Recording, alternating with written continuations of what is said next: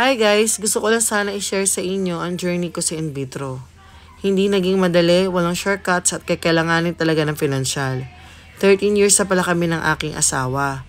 Umasa na sa loob ng 13 years mabibiyayaan kami ngunit hindi nangyari. Kaya napagdesisyonan na namin lumapit sa in vitro specialist. Pero bago ako lumakdaw ng proseso, 2013 sumubok ako sa UB kaso naging negative ako sa lahat ng cycle.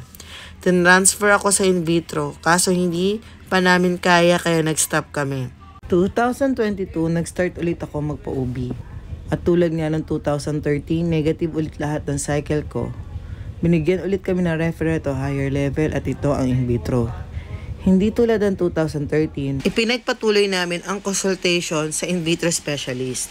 Ang daming lab test tulad ng hormone test, HIV, syphilis, AHCV, anti-malarian hormone at ang HSG test. Dagdag na natin ang RT-PCR swab test. Ito ang actual video ng HSG test ko. Dito malalaman kung normal ang tube or hindi. Dito mapapansin nyo na hindi normal ang pag-flow ng dye sa tube papuntang ovary, which is risky para sa normal and IUI process.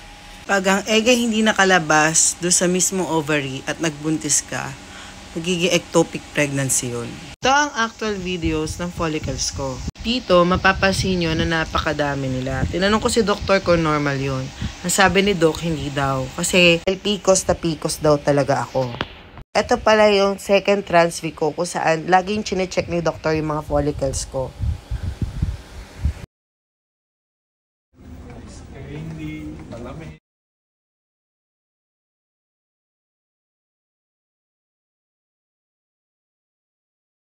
Guys, ika-60 ko na. So, first natin injection ko ng F. Set na natin siya sa 200.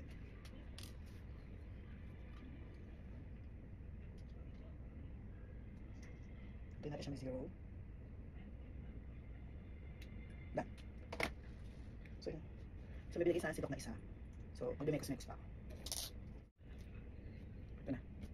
Nakikita niyo ba? Lagyan natin likod yan. Pagkalagay natin, shake natin.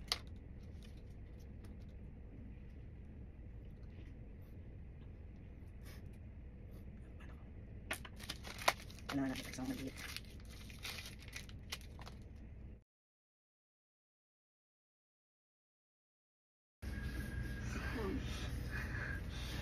Ate! Wala pa!